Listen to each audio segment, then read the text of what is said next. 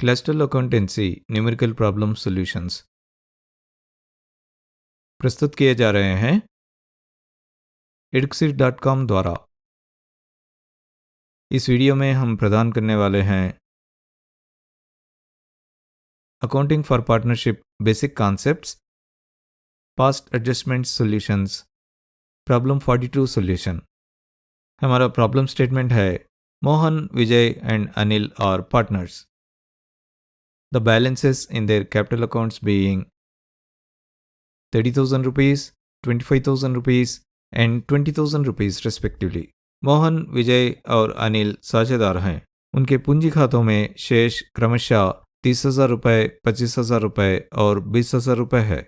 In arriving at these figures, the profits for the year ended March 31st, 2000 amounting to rupees 24,000 had been credited to partners in the proportion in which they shared profits. इन आंकड़ों पर पहुंचने में 31 मार्च 2001 को समाप्त वर्ष के लिए 24,000 रुपये की राशि का लाभ साझेदारों को उस अनुपात में जमा किया गया था जिसमें उन्होंने लाभ साझा किया था। During the year, the drawings of Mohan, Vijay and Anil were 5,000 rupees, 4,000 rupees and 3,000 rupees respectively. वर्ष के दौरान मोहन, विजय और अनिल के आहरण क्रमशः 5,000 रुपये, 4,000 रुपये और 3,000 रुपये थे। Subsequently, the following omissions were noticed. इसके बाद निम्नलिखित चूक देखी गई। ये interest on capital at the rate of 10% per annum was not charged. पूंजी पर 10% प्रतिवर्ष की दर से ब्याज नहीं लिया गया था।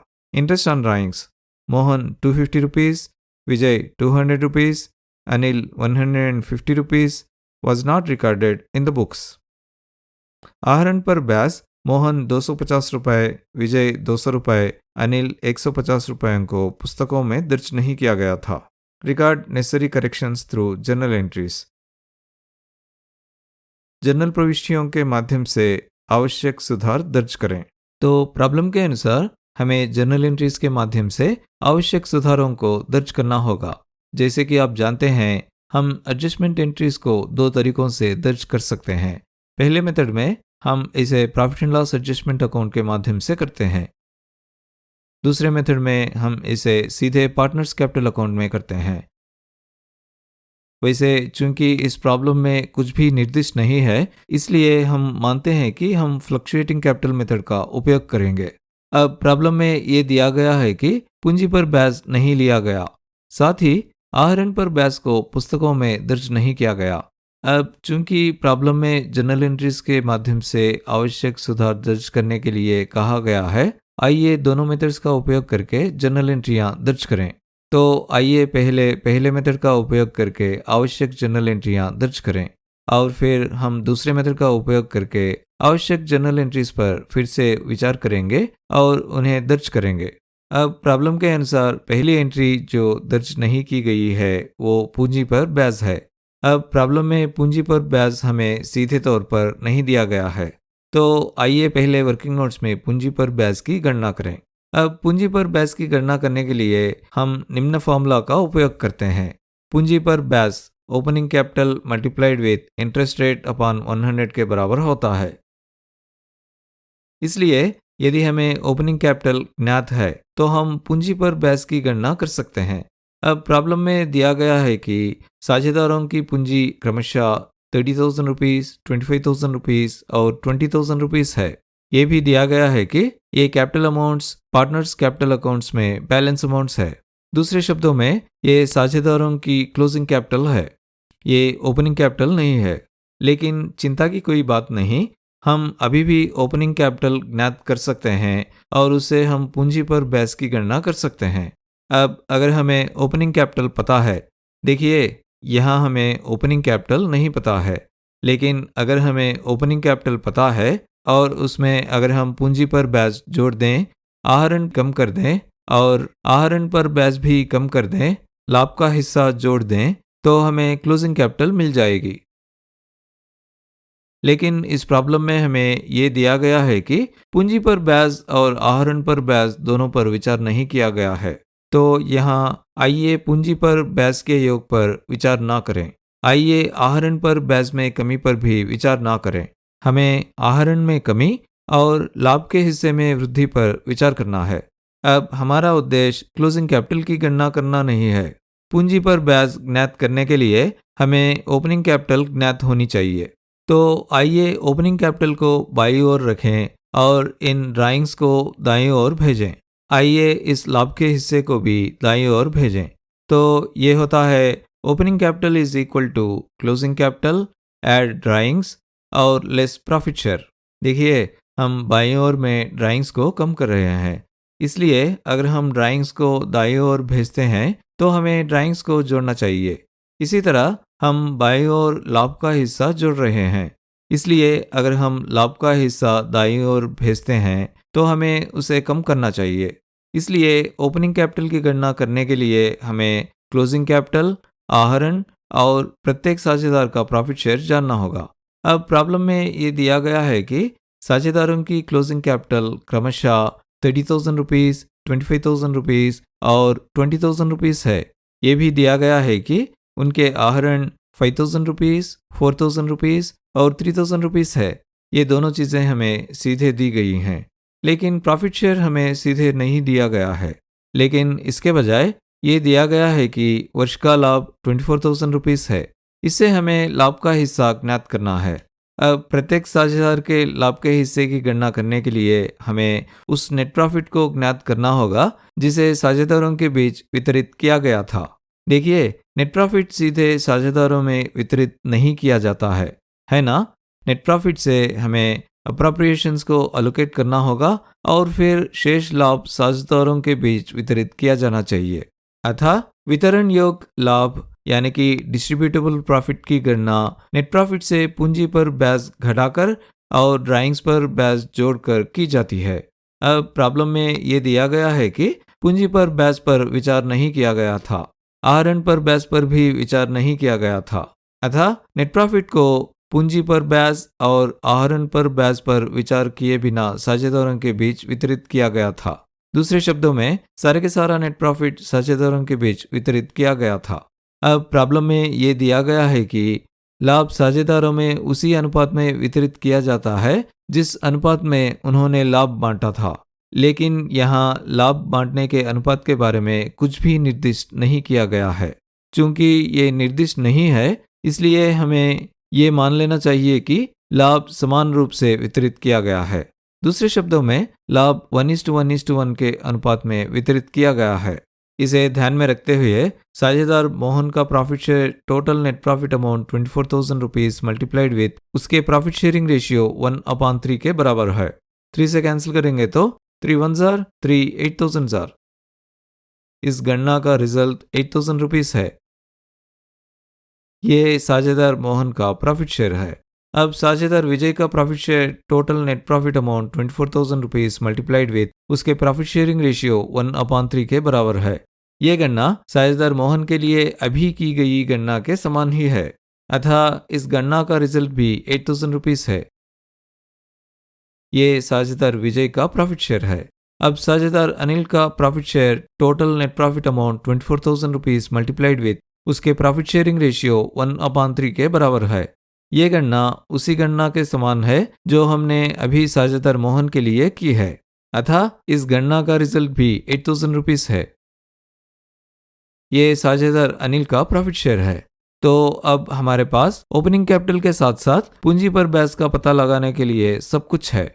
आइए सबसे पहले पूंजी पर ब्याज की गणना शीर्षक लिखें। एक टेबल में आइए एक column amount in rupees for partner Mohan, एक column amount in rupees for partner Vijay और एक अंतिम column amount in rupees for partner Anil लिखें।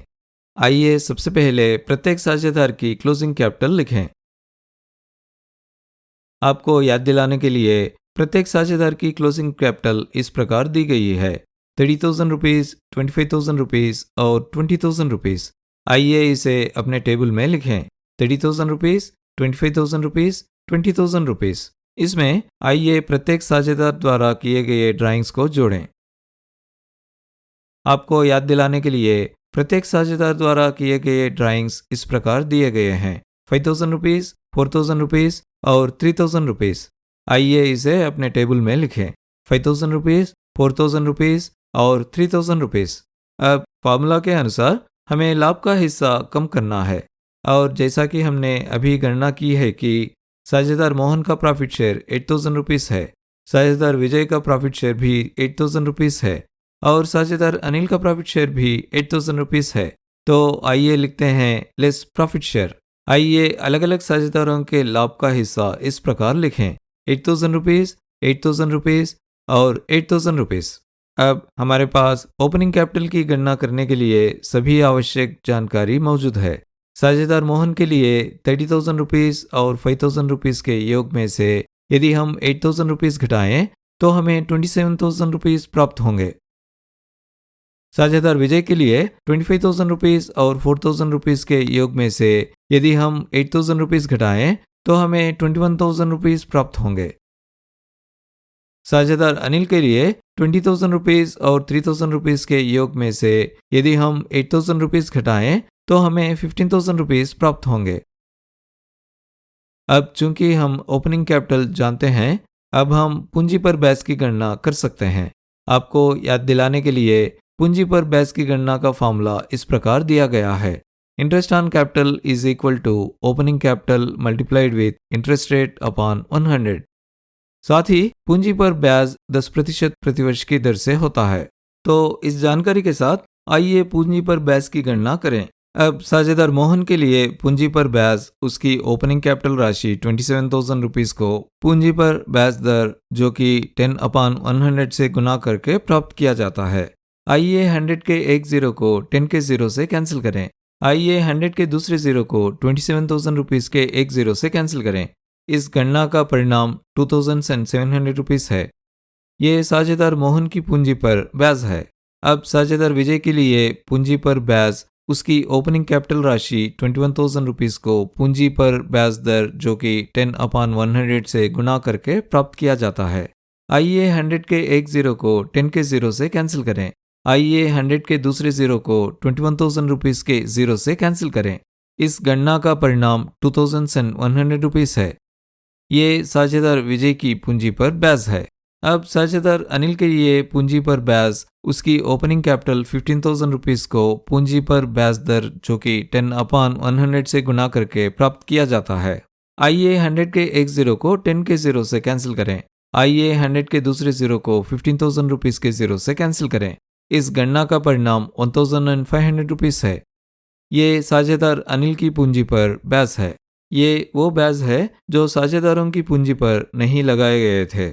अब चूंकि हम पहले मेथड का उपयोग करके इन ब्याजों को जर्नल में दर्ज करने जा रहे हैं, जहां हम profit and loss adjustment account के माध्यम से जर्नल एंट्रियां दर्ज करते हैं, हमें profit and loss adjustment account को डेबिट करना चाहिए और प्रत्येक साझेदार के लिए अलग अलग से पार्टनर्स कैपिटल अकाउंट्स को क्रिएट करना चाहिए। और हमें पूंजी पर इन सभी ब्याजों के योग को profit and loss adjustment account में डेबिट करना चाहिए। देखिए 2,700 रुपीज़, 2,100 रुपीज़ और 1,500 रुपीज़ का योग 6,300 रुपीज़ होता है। इसलिए हमें इस राशि को profit and loss adjustment account में डेबिट करना चाहिए और व्यक्तिगत पार्टनर्स कैपिटल अकाउंट में निम्नलिखित राशि जमा की जानी चाहिए: साझेदार मोहन के लिए 2,700 रुपीज़, साझेदार विजय के लिए 2,100 रुपीज़ और साझेदार अनिल के लिए ये 1,500 रुपीज़ है। तो आइए पहले एक नोट लिखें कि हम ये एंट्रियां profit and loss adjustment account के माध्यम से दर्ज कर रहे हैं। आइए अब इन एंट्रीज को दर्ज करने के लिए जर्नल फॉर्मेट तैयार करें। फिर डेबिट एंट्री के रूप में profit and loss adjustment account लिखें। ये दर्शाने के लिए कि ये एक डेबिट एंट्री है, DR टेक्स्ट भी लिखें। फिर डेबिट राशि के रूप में 6,300 रुपीज़ लिखें। फिर साझेदार मोहन के कैपिटल अकाउंट को क्रेडिट एंट्री के रूप में लिखें। फिर क्रेडिट अमाउंट कॉलम में 2,700 रुपीज़ का क्रेडिट अमाउंट लिखें। फिर साझेदार विजय के कैपिटल अकाउंट को अगली क्रेडिट एंट्री के रूप में लिखें। फिर क्रेडिट अमाउंट कॉलम में 2,100 रुपीज़ का क्रेडिट अमाउंट लिखें। अब अगली क्रेडिट एंट्री के रूप में साझेदार अनिल के कैपिटल अकाउंट को लिखें। अब क्रेडिट अमाउंट कॉलम में 1,500 रुपीज़ का क्रेडिट अमाउंट लिखें। अब इस लेन देन का विवरण पूंजी पर ब्याज लिखें। अब इस लेन देन की रिकॉर्डिंग पूरी होने का संकेत देने के लिए एक रेखा खींचें। इसके साथ ही हमने profit and loss adjustment account के माध्यम से पूंजी पर ब्याज के लिए जनरल एंट्रीज की रिकॉर्डिंग पूरा कर लिया है। आइए अब अगले उस लेन देन पर विचार करें जो छूट गया था। प्रॉब्लम में दिया गया है कि अगला छूटा हुआ आइटम आहरणों पर ब्याज है और हमें आहरणों पर ब्याज की गणना करने की आवश्यकता नहीं है। छूटे हुए आहरणों पर ब्याज सीधे इस प्रकार दिया गया है। साझेदार मोहन के लिए ये 250 रुपीस है, साझेदार विजय के लिए ये 200 रुपीस है और साझेदार अनिल के लिए ये 150 रुपीस है। अब इन्हें जर्नल में दर्ज करने के लिए हमें प्रत्येक साझेदार के लिए पार्टनर्स कैपिटल अकाउंट्स को डेबिट करना चाहिए और profit and loss adjustment account को क्रेडिट करना चाहिए। और profit and loss adjustment account में इन सभी आहरणों का योग जमा किया जाना चाहिए जो 600 रुपीस के बराबर है। तो आइए इन्हें जर्नल में दर्ज करते हैं। आइए सबसे पहले साझेदार मोहन के कैपिटल अकाउंट को डेबिट एंट्री के रूप में लिखें। फिर ये दर्शाने के लिए कि ये एक डेबिट एंट्री है, डीआर टेक्स्ट लिखें। फिर डेबिट अमाउंट कॉलम में 250 रुपीस की डेबिट एंट्री लिखें। आइए अब साझेदार विजय के कैपिटल अकाउंट को अगली डेबिट एंट्री के रूप में लिखें। फिर ये दर्शाने के लिए कि ये भी एक डेबिट एंट्री है, डीआर टेक्स्ट लिखें। फिर डेबिट राशि कॉलम में 200 रुपीस की डेबिट राशि लिखें। आइए अब साझेदार अनिल के कैपिटल अकाउंट को अगली डेबिट एंट्री के रूप में लिखें। फिर ये दर्शाने के लिए कि ये भी एक डेबिट एंट्री है, डीआर टेक्स्ट लिखें। फिर डेबिट राशि कॉलम में 150 रुपीस की डेबिट राशि लिखें। अब थोड़ी मार्जिन छोड़कर profit and loss adjustment account को क्रेडिट एंट्री के रूप में लिखें। अब क्रेडिट अमाउंट वाले कॉलम में 600 रुपीस की क्रेडिट राशि लिखें। अब इस लेन देन का विवरण आहरणों पर ब्याज लिया जाना लिखें। अब इस लेन देन की रिकॉर्डिंग पूरी होने का संकेत देने के लिए एक रेखा खींचें। इसके साथ ही profit and loss adjustment account के माध्यम से छूटे हुए दोनों लेन देनों की रिकॉर्डिंग पूरी हो गई है। हमारा अगला कदम साझेदारों को दिए गए अतिरिक्त लाभ को कैलकुलेट करना और फिर उसे डेबिट करना है। इसे ज्ञात करने के लिए आइए डेबिट राशि और क्रेडिट राशि दोनों कॉलम्स में केवल profit and loss adjustment account से संबंधित एंट्रियां जोड़ें। डेबिट राशि कॉलम में profit and loss adjustment account के लिए केवल 6,300 रुपीस की एक एंट्री है, इसलिए profit and loss adjustment account से संबंधित डेबिट एंट्री का योग भी 6,300 रुपीस है। क्रेडिट राशि कॉलम में भी profit and loss adjustment account के लिए केवल 600 रुपीस की एक एंट्री है, इसलिए profit and loss adjustment account से संबंधित क्रेडिट एंट्रीज का योग भी 600 रुपीस है। अब डेबिट राशि कॉलम एंट्रीज के कुल योग में से जो कि 6,300 रुपीस है, यदि हम क्रेडिट राशि कॉलम एंट्रीज के कुल योग को घटा दें जो कि 600 रुपीस है, तो हमें 5,700 रुपीस प्राप्त होते हैं। ये राशि profit and loss adjustment account के डेबिट पक्ष पर सरप्लस है। दूसरे शब्दों में ये profit and loss adjustment account में डेबिट बैलेंस है। जैसा कि आप जानते हैं, प्रॉफिट एंड लॉस से संबंधित खातों में डेबिट बैलेंस लॉस को दर्शाता है। यहाँ पर ये वास्तव में लॉस नहीं है, बल्कि लाभ की उस राशि को दर्शाता है जिसे कम किया जाना चाहिए। दूसरे शब्दों में लाभ की इतनी राशि को प्रॉफिट शेयर के रूप में अत्यधिक वितरित किया गया है और अब सुधार करने के लिए हमें पार्टनर्स कैपिटल अकाउंट से लाभ की इतनी राशि कम करनी चाहिए।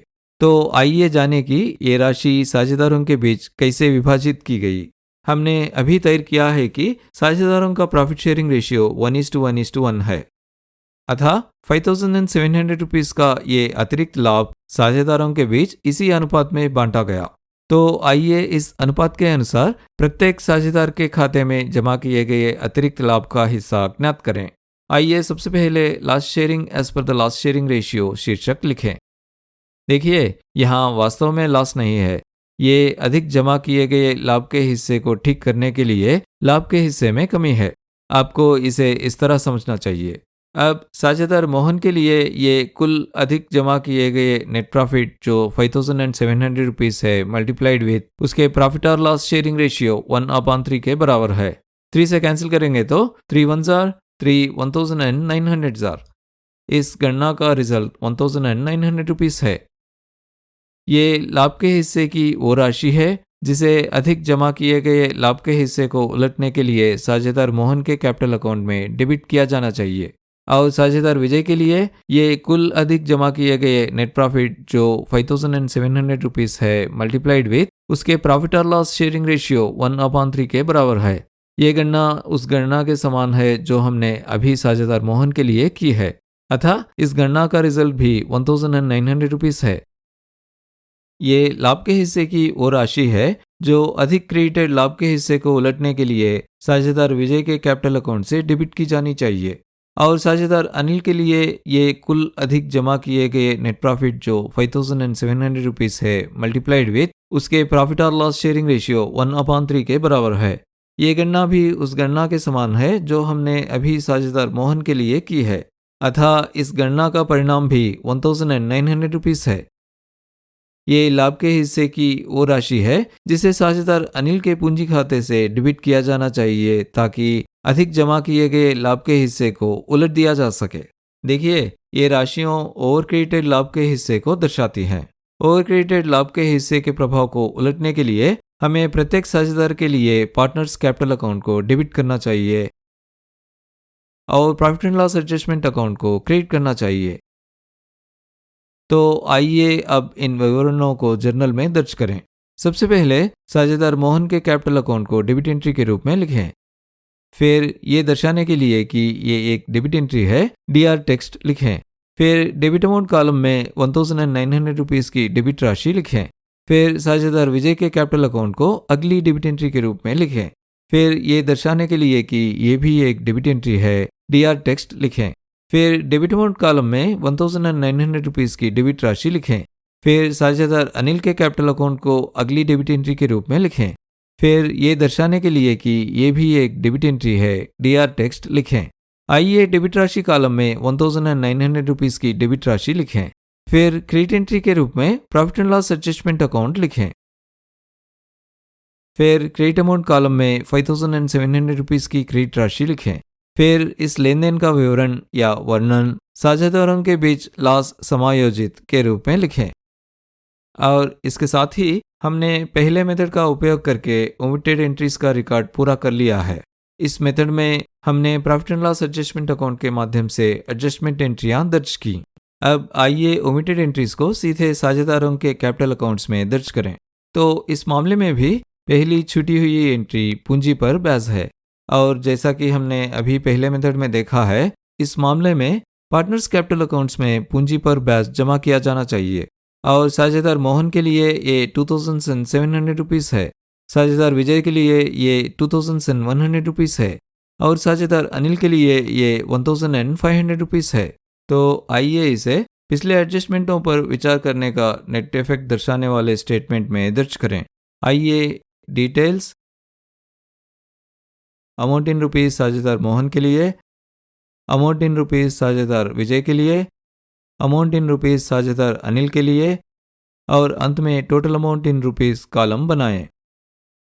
डिटेल्स कॉलम में आइए सबसे पहले वो राशि जो पूंजी पर ब्याज के रूप में जमा की जानी चाहिए थी लिखें। ये वो राशि है जो जमा होनी थी लेकिन जमा नहीं हुई। साझेदार मोहन के लिए ये 2700 रुपीस क्रेडिट है। साझेदार विजय के लिए ये 2100 रुपीस क्रेडिट है, और साझेदार अनिल के लिए ये 1500 रुपीस क्रेडिट है। अब इन तीनों क्रेडिट्स का कुल योग 6300 रुपीस क्रेडिट है। इसके साथ ही हमने पूंजी पर ब्याज पर विचार पूरा कर लिया है जो पहले जमा नहीं किया गया था। अब जैसा कि प्रॉब्लम में बताया गया है, अगला आइटम जो छोड़ा गया है वो है आहरण पर ब्याज, और हमें आहरण पर ब्याज की गणना करने की आवश्यकता नहीं है। ये प्रॉब्लम में हमें सीधे इस प्रकार दिया गया है। भागीदार मोहन के लिए ये 250 रुपीस है, भागीदार विजय के लिए ये 200 रुपीस है, और भागीदार अनिल के लिए ये 150 रुपीस है। अब आहरण पर पहले से छूटे हुए ब्याज पर पुनर्विचार करने के लिए हमें प्रत्येक साझेदार के पार्टनर्स कैपिटल अकाउंट को अलग अलग से डेबिट करना चाहिए। अतः पिछले एडजस्टमेंटों पर विचार करने का नेट इफेक्ट दर्शाने वाले स्टेटमेंट के डिटेल्स कॉलम में आइए वो राशि जो आहरण पर ब्याज के रूप में डेबिट की जानी चाहिए थी लिखें। साझेदार मोहन के लिए ये 250 रुपीस डेबिट है, साझेदार विजय के लिए ये 200 रुपीस डेबिट है, साझेदार अनिल के लिए ये 150 रुपीस डेबिट है, और कुल मिलाकर 600 रुपीस डेबिट है। इसके साथ ही हमने छूटी हुई एंट्रीज पर विचार पूरा कर लिया है। अब आइए इन राशियों का योग ज्ञात करें। अब साझेदार मोहन के लिए 2700 रुपीज़ के क्रेडिट में से यदि हम 250 रुपीज़ के डेबिट घटाएं तो हमें 2450 रुपीज़ का क्रेडिट प्राप्त होगा। साझेदार विजय के लिए 2100 रुपीज़ के क्रेडिट में से यदि हम 200 रुपीज़ के डेबिट घटाएं तो हमें 1900 रुपीज़ का क्रेडिट प्राप्त होगा। साझेदार अनिल के लिए 1500 रुपीज़ के क्रेडिट में से यदि हम 150 रुपीज़ के डेबिट घटाएं तो हमें 1350 रुपीज़ का क्रेडिट प्राप्त होगा। अब इन उपयोगों का कुल योग 5700 रुपीज़ का क्रेडिट है। देखिए, यहाँ एक बात हमें समझनी चाहिए। कुल नेट प्रॉफिट में कोई बदलाव नहीं हुआ है। केवल बदलाव यह है कि इसे पार्टनर्स कैपिटल अकाउंट में किस रूप में जाना चाहिए। ये 5700 रुपीज़ पूंजी पर ब्याज और आहरण पर ब्याज के रूप में पार्टनर्स कैपिटल अकाउंट में जाने चाहिए थे, लेकिन ये पार्टनर्स कैपिटल अकाउंट में उनके प्रॉफिट शेयरिंग रेशियो के अनुसार वितरण योग यानी कि डिस्ट्रीब्यूटेबल प्रॉफिट के रूप में जमा या क्रेडिट किया गया है। देखिए, हमने पार्टनर्स कैपिटल अकाउंट्स में गलत जमा या क्रेडिट किया है। इसे ठीक करने के लिए हमें पार्टनर्स कैपिटल अकाउंट्स को डेबिट करना चाहिए। अब आपके मन में ये सवाल उठ सकता है कि हमें डेबिट क्यों करना चाहिए। देखिए, पार्टनर्स कैपिटल अकाउंट में प्रॉफिट शेयर अमाउंट का ओवर क्रेडिट है। इस प्रभाव को उलटने के लिए हमें पार्टनर्स कैपिटल अकाउंट को डेबिट करना चाहिए। अब जैसा कि आप जानते हैं, ये 5700 रुपीज़ गलत तरीके से साझेदारों को उनके प्रॉफिट शेयरिंग रेशियो में वितरित कर दिए गए थे। जैसा कि हम पहले ही गणना कर चुके हैं, ये अतिरिक्त लाभ साझेदारों के खातों में इस प्रकार जमा किया गया है। साझेदार मोहन, साझेदार विजय और साझेदार अनिल प्रत्येक के खाते में 1900 रुपीज़ जमा किए गए हैं। इसे ठीक करने के लिए हमें इन राशियों को पार्टनर्स कैपिटल अकाउंट से डेबिट करना चाहिए। तो आइए इस एंट्री का विवरण वो राशि जो लाभ के रूप में डेबिट की जानी चाहिए थी के रूप में लिखें। ये 5700 रुपीज़ हैं जिन्हें 1:1:1 के अनुपात में विभाजित किया गया है। देखिए, हम आमतौर पर लाभ को डेबिट नहीं करते, हम लाभ को क्रेडिट करते हैं, लेकिन यहाँ हमने लिखा है कि ये वो लाभ है जिसे डेबिट किया जाना चाहिए था। इसका अप्रत्यक्ष अर्थ यह है कि हम अधिक क्रेडिट की गई राशि को उलट रहे हैं। मैं दोहराता हूँ, अप्रत्यक्ष अर्थ यह है कि इतनी राशि क्रेडिट नहीं की जानी चाहिए थी। यहाँ हम ना क्रेडिट करने को डेबिट मान रहे हैं। दूसरे शब्दों में, हम डेबिट करके अधिक क्रेडिट के प्रभाव को उलट रहे हैं। जैसा कि कहा गया है, साझेदार मोहन के कैपिटल अकाउंट से 1900 रुपीज़ डेबिट किए जाने चाहिए। साझेदार विजय के कैपिटल अकाउंट से भी 1900 रुपीज़ डेबिट किए जाने चाहिए। साझेदार अनिल के कैपिटल अकाउंट से भी 1900 रुपीज़ डेबिट किए जाने चाहिए। अब इन सभी डेबिट का कुल योग 5700 रुपीज़ डेबिट है। और अब अंत में आवश्यक एडजस्टमेंट्स की गणना की जाती है। ये ऊपर दिए गए आइटम 3 और आइटम 4 के बीच का अंतर है। अब साझेदार मोहन के लिए 2450 रुपीज़ के क्रेडिट और 1900 रुपीज़ के डेबिट के बीच का अंतर 550 रुपीज़ क्रेडिट है। देखिए, ये राशि इसलिए क्रेडिट की गई है क्योंकि कुल मिलाकर इतनी राशि कम थी और साझेदार मोहन के पार्टनर्स कैपिटल अकाउंट में पहले जमा नहीं की गई थी। अब साझेदार विजय के लिए 1900 रुपीज़ क्रेडिट और 1900 रुपीज़ डेबिट रद्द हो जाते हैं, इसलिए साझेदार विजय के लिए जर्नल में कोई एंट्री नहीं होगी। अब साझेदार अनिल के लिए 1350 रुपीज़ क्रेडिट और 1900 रुपीज़ डेबिट के बीच का अंतर 550 रुपीज़ डेबिट है। देखिए, ये राशि इसलिए डेबिट की गई है क्योंकि कुल मिलाकर इतनी अतिरिक्त राशि साझेदार अनिल के पार्टनर्स कैपिटल अकाउंट में पहले ही जमा हो चुकी थी। अब इस टेबल को तैयार करने के बाद ये अंतिम आवश्यक एडजस्टमेंट एंट्रियां जर्नल में दर्ज की जाएंगी। तो आइए सबसे पहले जर्नल का फॉर्मेट तैयार करें। सबसे पहले साझेदार अनिल के कैपिटल अकाउंट को डेबिट एंट्री के रूप में लिखें। आइए ये दर्शाने के लिए कि ये एक डेबिट एंट्री है, डीआर टेक्स्ट भी लिखें। फिर डेबिट अमाउंट वाले कॉलम में 550 रुपीज़ की डेबिट राशि लिखें। अब कुछ मार्जिन छोड़कर साझेदार मोहन के कैपिटल अकाउंट को क्रेडिट एंट्री के रूप में लिखें। फिर क्रेडिट राशि वाले कॉलम में 550 रुपीज़ की क्रेडिट राशि लिखें। आइए इस लेन देन का विवरण या वर्णन इस प्रकार लिखें। पूंजी पर ब्याज और आहरण पर ब्याज की छूट के लिए लाभ में एडजस्टमेंट। यदि आप यहाँ ध्यान दें तो हमने सभी एंट्रियां पार्टनर्स कैपिटल अकाउंट में दर्ज कर ली है। किसी अन्य खाते को छुआ नहीं गया है। इस प्रकार हमने एडजस्टमेंट एंट्री का रिकॉर्ड दूसरे तरीके से पूरा कर लिया है, जिससे एडजस्टमेंट सीधे पार्टनर्स कैपिटल अकाउंट में दर्ज हो जाता है। और इसके साथ ही हम इस प्रॉब्लम के सॉल्यूशन के अंत तक पहुंच गए हैं। इस वीडियो को यहाँ तक देखने के लिए थैंक यू वेरी मच। हमने स्टूडेंट्स को इफेक्टिव और एफिशिएंट लर्निंग सॉल्यूशंस देने के लिए eduxit.com को स्टार्ट किए हैं। हमारे सारे वीडियोस देखने के लिए इस चैनल को ज़रूर सब्सक्राइब कीजिए। हर नया वीडियो पब्लिश होते ही नोटिफिकेशन पाने के लिए बेल आइकन को क्लिक करना मत भूलिए।